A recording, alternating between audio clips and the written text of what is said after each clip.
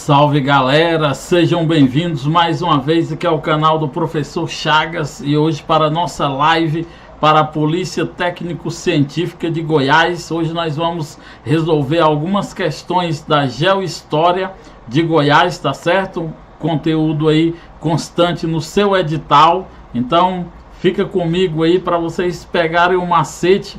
Primeiramente já quero agradecer aí pelo mais de 6.000 visualizações aí no meu vídeo sobre a Geohistória de Goiás para esse concurso aí da Polícia Técnico-Científica, um dos vídeos mais assistidos em relação à Geohistória de Goiás, né, nos últimos tempos, um vídeo completo onde tem todas as informações aí que com certeza você pode resolver a maioria das questões. E se você também quiser adquirir o nosso material, é só entrar em contato aí com a professora Delma, tá? Nós temos aí um simulado com 100 questões de Geohistória, 25 questões de Estatuto dos Servidores Públicos do Estado de Goiás e mais também as questões de Estatuto da Criança e do Adolescente, também conteúdo constante aí no seu edital. Então vamos lá, galera, vamos partir aqui para a nossa resolução de questão, tá certo? Eu vou só achar aqui, já vamos começar.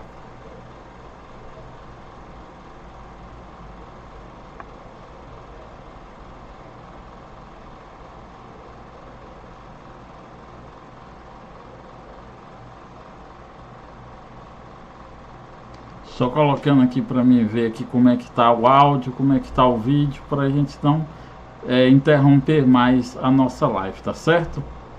Nossa live.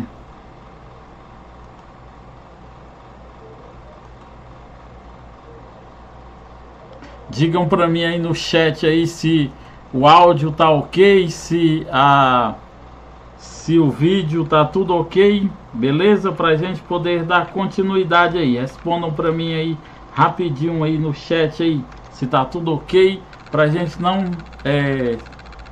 ter nenhuma interrupção aí durante a nossa live.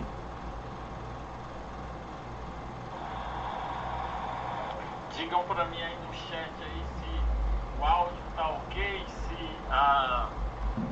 se o vídeo tá tudo ok. Beleza, tá tudo certo, o Daniel falou. Então vamos lá, galera. Já vou compartilhar aqui minha tela com vocês para a gente já passar aqui, resolver as nossas questões aqui. Então, a partir de agora, nossa resolução de questões para o concurso da Polícia Técnico-Científica de Goiás, tá certo? Depois eu vou mandar esse PDF lá no grupo, nosso grupo aí da Polícia Técnico-Científica, para depois você fazer sozinho e acompanhar aqui com a live, e aqueles que não assistiram a live poderem responder também. Então vamos lá, galera. Já me segue aí nas redes sociais, você que ainda não me segue lá no Instagram, me segue lá no Instagram, Chagas Souza 1978, se inscreve aqui no canal Novas Perspectivas, esse aqui é o novo canal do Professor Chagas, onde nós vamos agora postar todas as aulas de Geohistória, de conhecimentos gerais, e assim sucessivamente. Se você quer uma relação aí mais próxima comigo, manda uma solicitação lá no Facebook, tá certo? Para você ficar por dentro aí de tudo que está acontecendo nos canais do Professor Chagas, de material, de produção de aula e assim sucessivamente, beleza? Então, galera, vamos lá começar aqui com uma questãozinha básica sobre o estado de Goiás, né? Essa questão aqui ela caiu em Iporá, falando, né, uma questão até boba, mas muitos tropeçariam assim como tropeçaram nessa questão aqui, porque não sabiam o significado. Então, o nome do estado de Goiás, olha só, origina-se da denominação da tribo indígena Guaiás, né, ou Goiáses, que quer dizer, então o significado dessa palavra, né? Quem assistiu a aula lá, nossa, de Geohistória, eu falo sobre o significado, que a nossa questão aqui é a nossa letra C, que vai falar que o significado de Goiás na língua indígena quer dizer indivíduo igual, gente semelhante e pessoa da mesma raça. Então, o significado da palavra Guaiás, né, no termo tupi original, quer dizer indivíduo igual, gente semelhante, pessoa da mesma raça. Então, isso aqui é aquela questãozinha dada para você já correr pro abraço, tá certo? Aí vamos lá, agora falando sobre a formação da economia goiana. A economia no estado de Goiás, ela iniciou-se com... Então, galera, lá na aula, não sei se vocês lembram, quando eu falei lá sobre a formação da economia goiana, eu fiz uma contextualização histórica desde o primeiro ciclo econômico, que vai partir lá do ciclo do pau-brasil, depois passamos pelo ciclo da cana-de-açúcar, depois inicia-se o ciclo do ouro, né, em Minas Gerais, e depois com a descoberta em Cuiabá e posteriormente a descoberta do ouro em Goiás, entre 1722 e 1725 foram descoberto o ouro de verdade, né? O Anhanguera pai, ele descobre o ouro naquela primeira expedição, ao qual o Anhanguera, o filho, tinha apenas 12 anos, que eu falei lá para vocês. Então, eles vão descobrir o ouro de fato lá às margens do Rio Vermelho, e aí eles começam com Arraial de Santana, depois Vila Boa, depois cidade de Goiás, e a cidade de Goiás permanece como a capital por mais de 200 anos. Então, a nossa resposta aqui da nossa questão é a letra A, tá? 9A. Como eles não desenvolveram uma economia ao mesmo tempo da economia aurífera, né, do ouro, eles vão depois... Goiás vai viver o que os outros estados não viveram. Os outros estados, eles começam como um aglomerado rural e depois vão se tornando um centro urbano. Já Goiás começa urbanizado com o fim do ouro aí, no final da década, no final aí dos anos de 1750 até 1776, onde é o declínio do ouro. Vai existir uma ruralização no estado de Goiás. Então, as pessoas vão migrarem para outros estados, outros vão voltar para o litoral, e poucas pessoas vão começar com a agricultura de subsistência.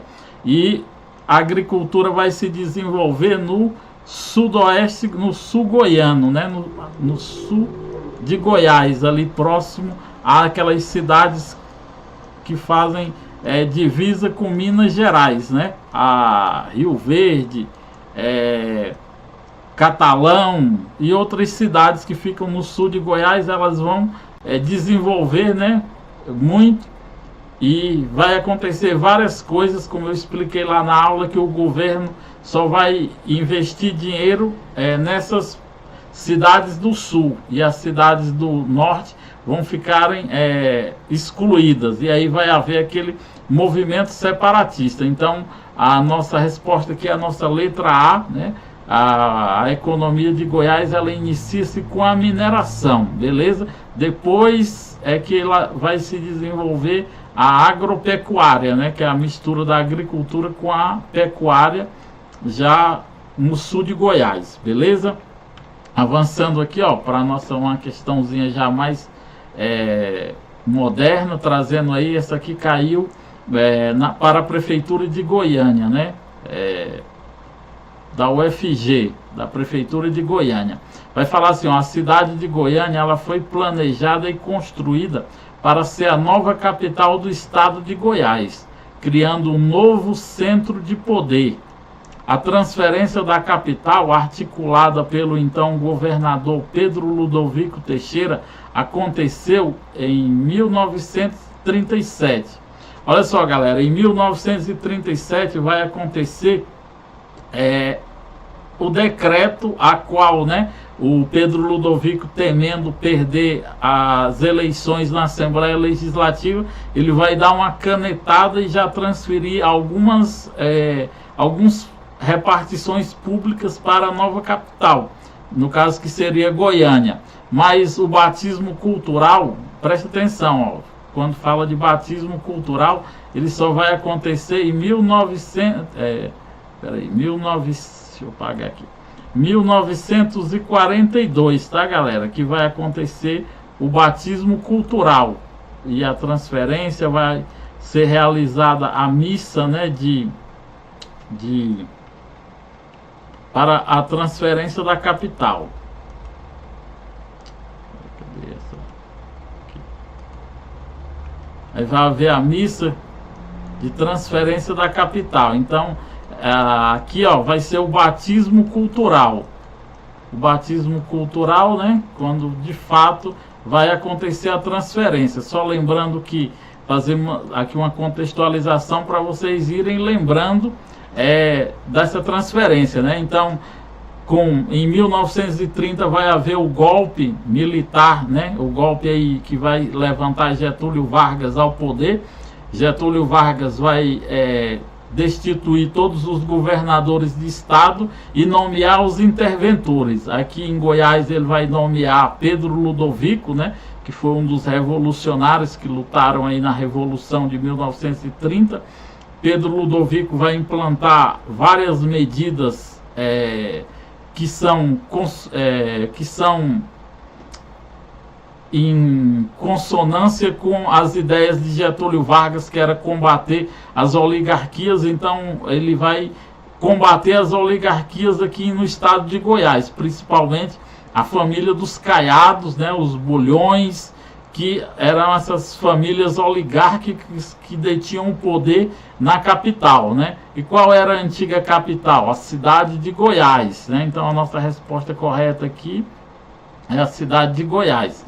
E vai acontecer o processo. Então, em 1932, Pedro Ludovico vai instalar uma comissão para buscar 3 critérios para estabelecer a nova capital, que é um critério. O primeiro é o climático, né? Ter um clima bom, uma boa hidrografia, ou seja, muita água, e também há uma topografia, um bom acesso, né?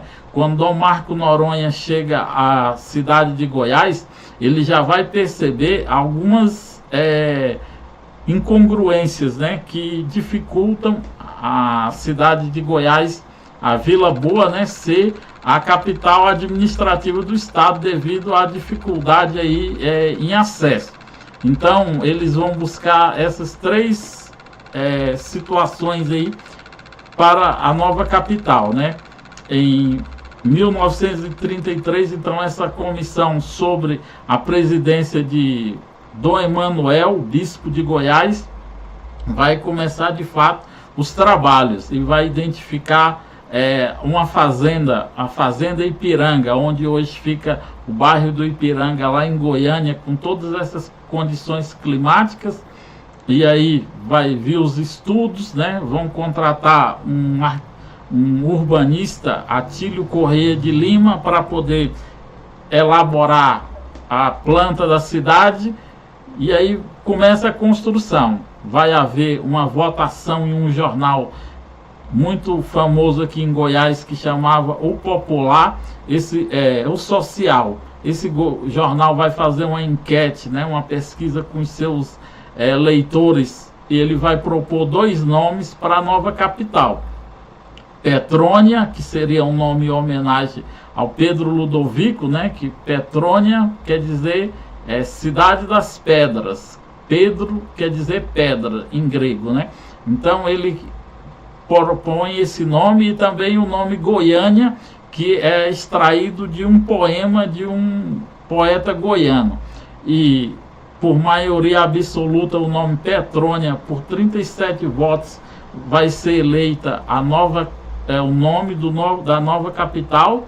Porém, não se sabe até hoje o porquê Pedro Ludovico opta em dar o nome de Goiânia. Goiânia só vai receber 10 votos.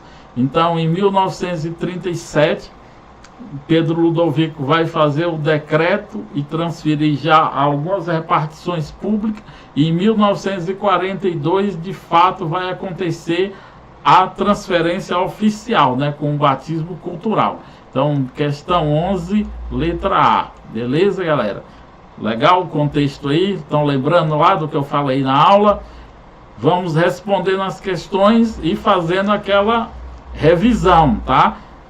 Como a professora Delma falou, nós vamos fazer uma outra revisão na próxima semana, antes da prova. Vamos resolver mais uma bateria de exercício para que vocês possam chegar na prova e gabaritar todas as questões relacionadas à Geohistória de Goiás, o Estatuto dos Servidores e também as questões relacionadas ao Estatuto da Criança e do Adolescente. Vamos lá.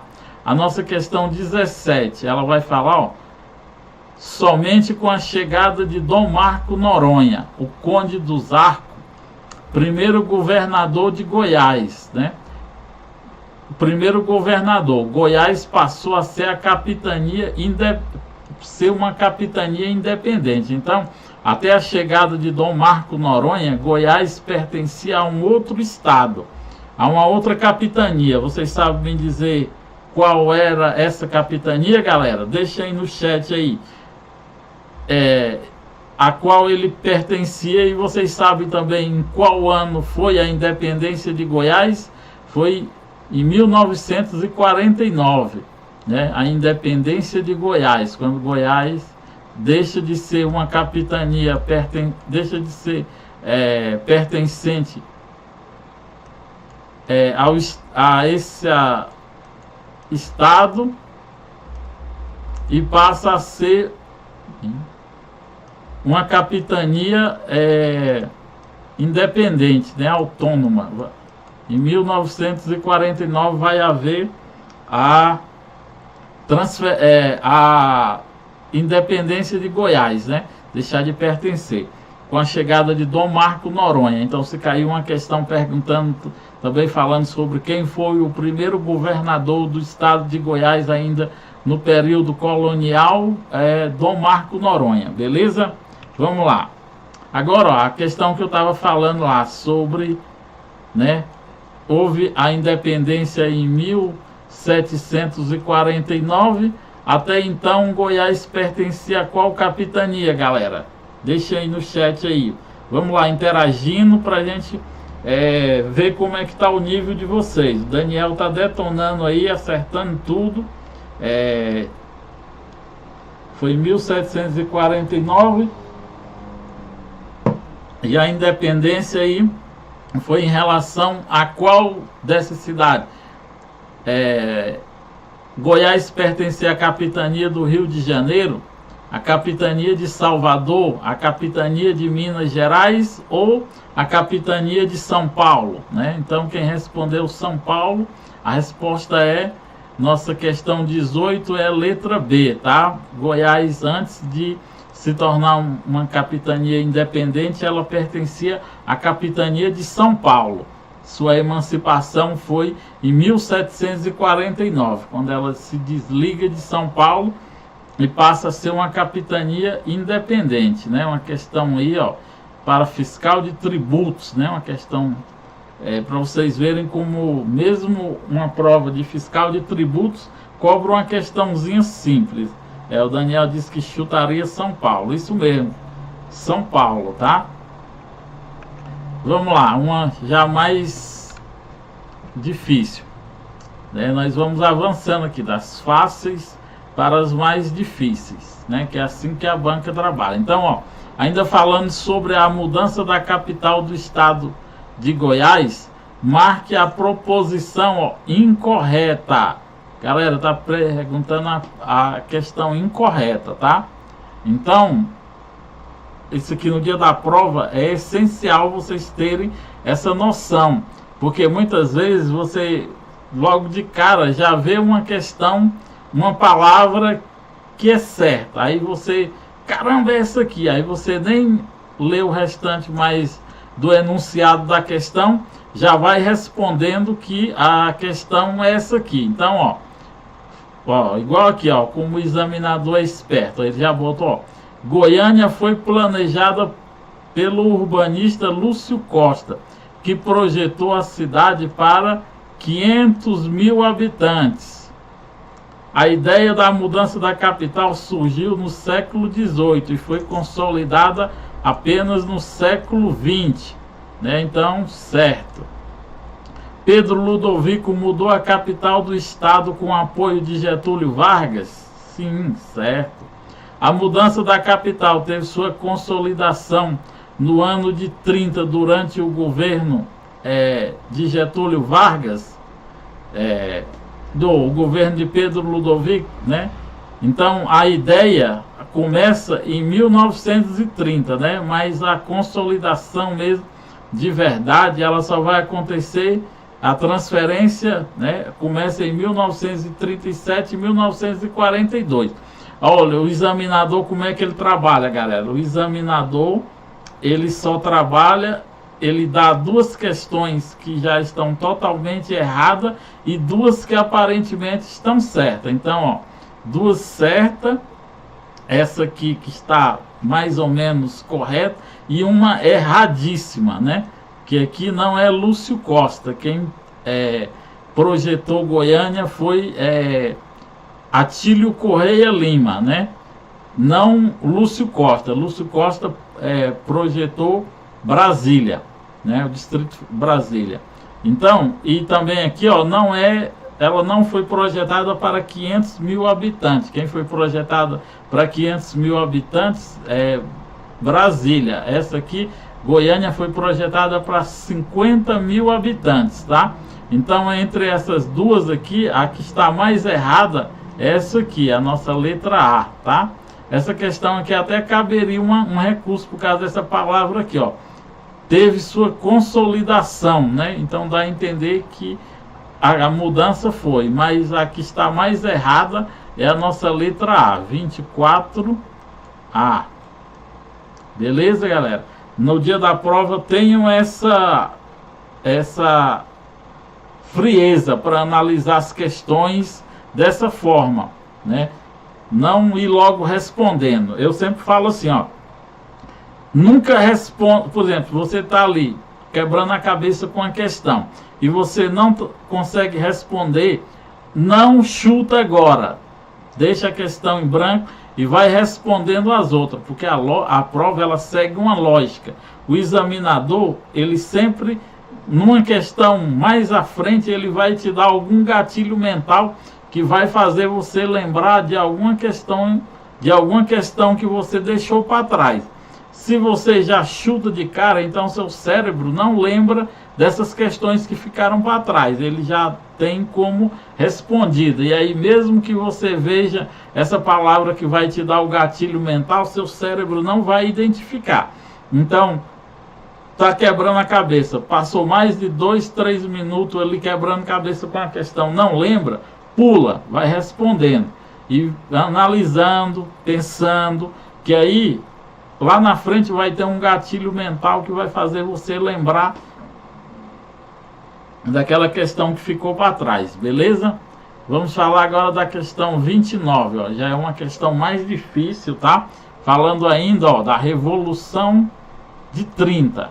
Essa questão aqui, galera, ela é bem complexa, porque fala assim, ó, referente à Revolução de 30, ó, são duas situações, a Revolução de 30 e ao estado de Goiás. Então são duas situações para analisarmos aqui, ó. Se você analisar só uma, você tem grande probabilidade de errar a questão, tá?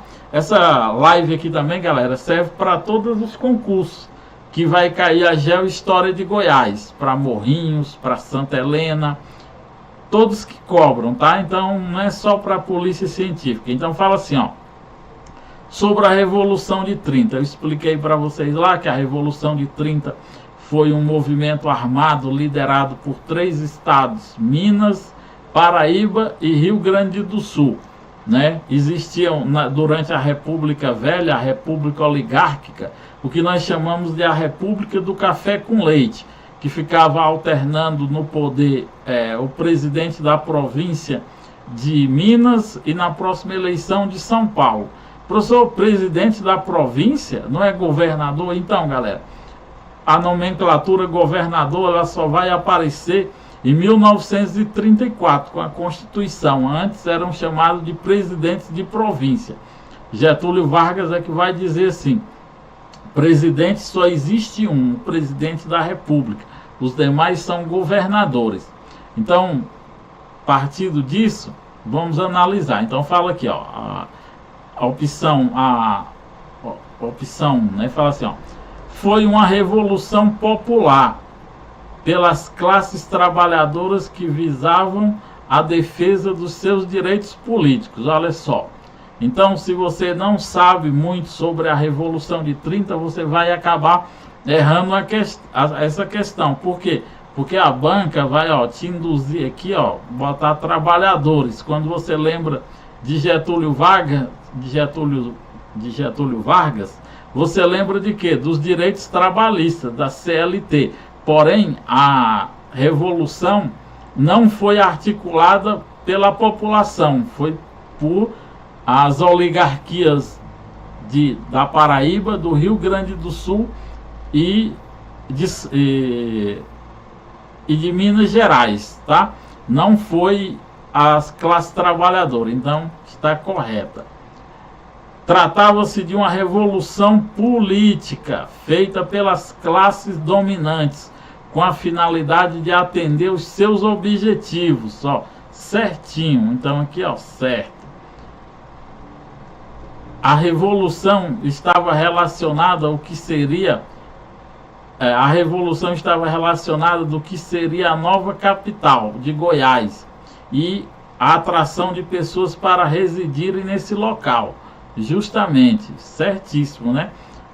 Das primeiras ações do Pedro Ludovico é o que? A transferência da capital, e Getúlio Vargas vai usar da sua máquina de propaganda, né? O DIP, o Departamento de Imprensa e Propaganda, para poder atrair várias pessoas para virem residir o Centro-Oeste, que até então tinha uma baixa densidade demográfica, tá? Essa assertiva aqui vai falar assim, ó: foi um movimento social, ó, que reivindicava melhorias políticas e crescimento da democracia e teve grande participação popular. Olha só, galera. Então, olha, se você já identificou que a primeira está errada, porque fala que foi uma revolução popular de classe de trabalhadores que visava os interesses dos trabalhadores, está errada. Então você já vê aqui, ó, quando fala de movimentos sociais, nós estamos falando de quê? De trabalhadores que reivindicavam melhorias políticas e crescimento da democracia e teve uma grande participação popular. Então aqui, ó, o erro está aqui. Não houve uma revolução popular. Então essa aqui também está errada, né? Então, ó, como é que você analisa? Se você não sabe, aí você vem aqui, ó. Então, se você já identificou que a primeira está errada, aí você vê, ó, tem quantas? 3 com F, ó, 1, 2, 3. Aí você identificou que a segunda está certa. Aí você vem, ó, qual é que tem uma certa, ó. Aí aqui, ó, tem uma certa, ó, aqui tem uma certa, uma falsa e uma certa. Essa daqui, ó, falsa, falsa, verdadeira. Então, essa aqui você já elimina. Essa aqui você já elimina quando você for chutar. Até para chutar tem que ter uma lógica, ó. Essa aqui, ó, tem uma falsa e tem uma verdadeira. Então você não pode. Essa aqui, ó, tem uma verdadeira e a primeira é falsa. Então você já elimina. Então você só ficou, ó, com duas, a A e a D. Aí você identificou que a segunda é verdadeira. Aí então temos mais uma verdadeira. Aí você já eliminou, nem precisa mais, porque aqui é falsa, então aqui são falsas. Então a nossa resposta correta, ó, é a nossa 29A, tá? Olha só, galera, é assim que se chuta. Se você não tem o conhecimento, se você, essas aqui, ó, que são para você escolher o item, você identificou que o item 1 tá errado, aí você procura. Aí, ó, tinham 3 que o item estava errado. Aí você identificou que o item 2 está certo, aí você vem procurando. Aí você já vai eliminando, ó, essa aqui a primeira tá certa, então ela já tá errada. Aí aqui, ó, as duas estão falsas, então essa aqui também tá errada. É assim que se chuta. Não vai chutando assim só, ah, eu acho que é isso e pronto, não. Até para chutar tem que seguir uma lógica, beleza? Vamos lá para a nossa questão 33, também já uma questão mais complexa. Também ainda falando, ó, do que nós acabamos de falar, para vocês verem que as questões, galera, por isso que é importante você adquirir lá as nossas 100 questões, para você poder fazer bastante questões, porque as questões elas são cíclicas, elas estão sempre indo e voltando, ou seja, um assunto, né? Os assuntos são sempre os mesmos, só a forma de abordagem da questão que vai diferenciar uma da outra, ó. Fala assim, ó, nós já falamos sobre isso, ó, o desenho do centro de Goiânia é continuamente confundido no imaginário da população com a representação da figura de uma santa, né? Lembram que tem esse mito? O manto de Nossa Senhora Aparecida. Esta é uma referência importante no sentido que sensibiliza o cidadão ao pertencimento da cidade. No entanto, não tem qualquer ligação com as intenções inicial do projeto da nova capital de Goiás. A comissão encarregada de dar vida ao projeto da construção contratou o arquiteto. Lembra que nós vimos a questão lá que falava que era Lúcio Costa? Então, quem foi o urbanista e arquiteto contratado? Aí, na época ele tinha 32 anos, mesmo ele se formou na Escola Nacional de Belas Artes no Rio de Janeiro e era doutor em urbanismo, né? Pelo urbanismo no Instituto de Urbanismo de Paris. No projeto, ele intencionou construir uma cidade monumental, o que é notório no centro de Goiânia. Ao disposto em cima, em destaque, marque a alternativa correta. Quem foi, galera, que construiu a... Quem foi que construiu a...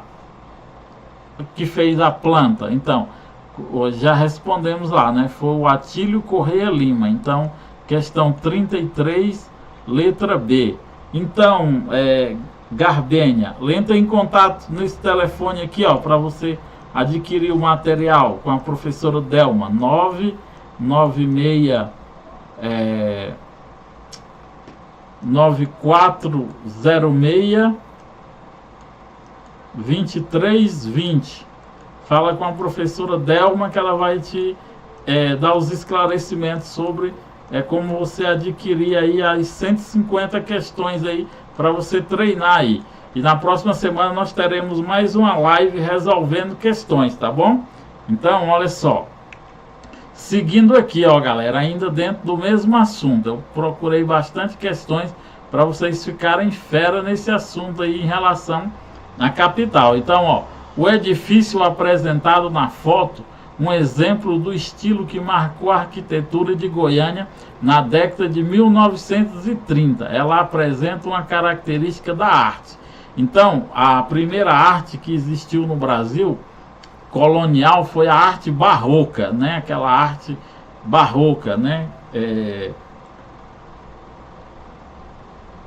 A arte colonial barroca. Aí vai haver uma transição entre o moderno, né, e o barroco. E aí nós temos uma nova manifestação artística que vai ser um movimento de transição, né? Quando nós vemos os casarões lá de Goiânia, nós vemos que ele tem sacadas, bem parecido com isso aqui, só que aqui já foi incluído vitrôs, né? Lá não, nas casas coloniais são janelas de madeiras bem trabalhadas, tem um teto, né, com telhas colonial. Aqui, ó, já é mais parecido com o moderno. mas ainda tem algumas características. Esse modelo aqui, ele é o que? Ele é o neoclássico, que ele é distinguido pelos traços simétricos e geométricos, inspirado na arquitetura greco-romana? Não, tá errado. Aí a letra B, né, fala assim, aqui tá a letra B, mas é aqui, tá, galera? Letra B, é o estilo Nouveau, né, definido pela presença de linhas dinâmicas a fim de transmitir a ideia de movimento. Aí também está errado, tá? Aí temos aqui, ela é eclética, identificada pela mistura de diferentes estilos arquitetônicos de outros países da época. Ou letra C, Art Deco. Presta atenção, galera, ó. Goiânia, ela foi produzida, ela foi arquitetada no que nós chamamos de Art Deco, que é esse modelo, né, artístico, que foi uma transição entre a arte barroca para o moderno. Então, quem projetou foi Atílio Correia Lima na Art Deco. Então, a nossa questão 34 é letra C, 34C, Art Deco, tá? Quando falar sobre arquitetura do centro de Goiânia, né, da planta original, lembre-se desse nome, Art Deco, beleza? Daniel aí vai gabaritar as questões aí, o cara tá sabendo muito da geohistória de Goiás. Vamos lá. Essa aqui, ó, já é uma questão de agente prisional, né? Antigo, agora tá para sair também esse concurso aqui, galera. Você que já está estudando aí para os cargos da Polícia Técnico-Científica, boa parte do conteúdo aí já vai ser aproveitado para você que vai fazer aí para o concurso da Polícia Penal. Já está para ser liberado o edital da Polícia Penal até o fim aí do segundo semestre. Então, se você não conseguir uma classificação, pega tudo que você já construiu, já de conhecimento, e já continua estudando para a Polícia Penal. Pega o edital anterior e já começa a se preparar. Então fala assim, o sudoeste goiano, a região onde se situa Rio Verde. Lembra que eu falei para vocês que a região ela se desenvolveu grandemente, por quê? Porque ela faz divisa com o estado de Minas Gerais, né? Então essas cidades aqui, aí vai ter Araguari por aqui assim, né? Que vai ter a estrada de ferro. Essa estrada de ferro vai chegar primeiro até Anápolis, depois em 1930 ela chega em Anápolis, em 1950 ela chega a Goiânia. E aí vai haver um grande povoamento, né? Sempre as margens da estrada de ferro e das estações vão erguer muitas cidades, né? Cidades ali como Pires do Rio e várias cidades que vão surgindo às margens da linha do trem. Então fala assim, ó, viveu um processo de povoamento e desenvolvimento muito recente, intensificado apenas, ó, 1990. Não, galera, não foi 1990, então já está errado, tá? Está distante das vias de acesso às grandes regiões agropecuaristas do centro-oeste. Não, galera, lá o sul de Goiás é onde está o maior polo, né, agropecuário, e, né, tanto de agricultura como de pecuária. Então está errado, porque fala que está distante das vias de acesso. Aí C, não possuía município com IDH abaixo de 0,6. Na nossa aula lá sobre desenvolvimento humano, direitos humanos, eu falei sobre isso aqui, que quando o IDH é abaixo de 0,700 é considerado um IDH baixo. Então nessas cidades nenhuma tinha um IDH abaixo de 0,7 0,600, né? O que contribuiu para que o estado de Goiás em 2010 estivesse entre os 10 melhores unidades da federação nesse aspecto, né? Então aqui já é a nossa letra correta. Aí fala assim: é conhecido também como a região da Estrada de Ferro, né? Também, ó, vê que tem uma certa verdade nessa questão aqui também, né? Olha só, como eu sempre explico para vocês se atentarem que duas questões ou três estão erradas totalmente. Então, ó, vê que aqui a letra A e a letra B estão erradas totalmente. Tem a indústria de bens de produção com base na economia regional, né? Então, não é só de indústria, né? O sudoeste goiano, ele é mais voltado para a agropecuária, né? Tem as agroindústrias, mas não é o seu carro-chefe. Então também está errado, né? E essa aqui também, ela tá aparentemente, só que a Estrada de Ferro, ela vai ser mais conhecida a partir de Araguari, né? E aqui nós estamos falando de quê? De Rio Verde, né? Então teve outras cidades, mas ela faz parte da região que se desenvolveu aqui às margens da Estrada de Ferro, como eu falei para vocês.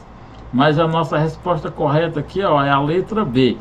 A letra C: nenhuma dessas cidades possuía um IDH abaixo de 0,600, né? 0,6, que deixou o estado entre as 10 melhores unidades federativas nesse aspecto. Então a nossa questão 43 é a letra C, tá, galera? E foi essas aqui, galera, nossas 10 questões aí que nós resolvemos, tá? Semana que vem nós vamos voltar com mais uma live de resolução de questões, agora dessa com mais questões, tá? Questões do Estatuto dos Servidores e também questões de ECA e mais questões de geohistória, para você ficar por dentro aí e gabaritar todas as questões aí relacionadas a questão das provas aí, relacionada a essas matérias aí que nós ministramos as aulas. Então, se você ainda não assistiu a nossa aula lá no canal do professor Chagas de Geohistória de Goiás relacionada para esse concurso, assista essa aula. Nós vamos mandar essas questões aqui no grupo, tá? Eu vou mandar lá no grupo da Geohistória, do grupo da Polícia Técnico-Científica, para depois você ir fazendo, conferindo junto com o material, tá bom? E um abraço do professor Chagas. A gente se vê na semana que vem com mais uma live de questões. Assiste novamente, examina, faz aquela reflexão sobre, eu falei para vocês que quando não souber a questão você chuta, mas chuta conscientemente, tá bom? Então um abraço do professor Chagas, fiquem todos com Deus e a gente se vê na semana que vem. Quando nós formos fazer a live, a gente vai publicar lá no grupo, tá certo? Se inscreve aí no canal para ajudar o professor Chagas. Aí, ó, para auxiliar de autópsia serão 3 questões. Acho que virá questões mais complexas e contextualizadas. Então, Daniel, as questões, né, vão vir no nível dessas últimas que eu fiz aqui. Umas questões mais bem elaboradas, né? Geralmente as novas questões que as bancas estão fazendo, elas estão vindo como? Elas estão vindo através de recorte de jornal, de revista, alguma matéria de jornal, de revista, alguma tese de doutorado, alguma dissertação de mestrado, algum texto assim, algum livro, e aí eles dão um trecho. Aí se você tiver uma boa interpretação e compreensão de texto, mesmo que você não saiba muito sobre a história de Goiás, você acaba acertando as questões aí por fazer assimilação lógica, mas claro que se você tem o conhecimento, você vai direto na fonte e já acerta a questão sem precisar de chutar, né?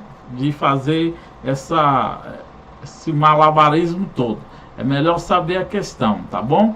Então as questões, elas vão vir no nível dessas últimas, tipo aquela do Getúlio Vargas, que falou da Revolução, que é uma questão bem complexa, tá? Elas vão vir nesse nível aí, mas também pode vir uma questão simples, tá? Eu acredito que virá uma bem fácil e duas bem difícil, tá? Eles estão trabalhando assim. Teve a prova agora de Uruaçu, as questões estavam bem aprofundadas, foram 5 questões, 2 estavam bem fáceis e as outras bem mais complexas. Então é isso aí.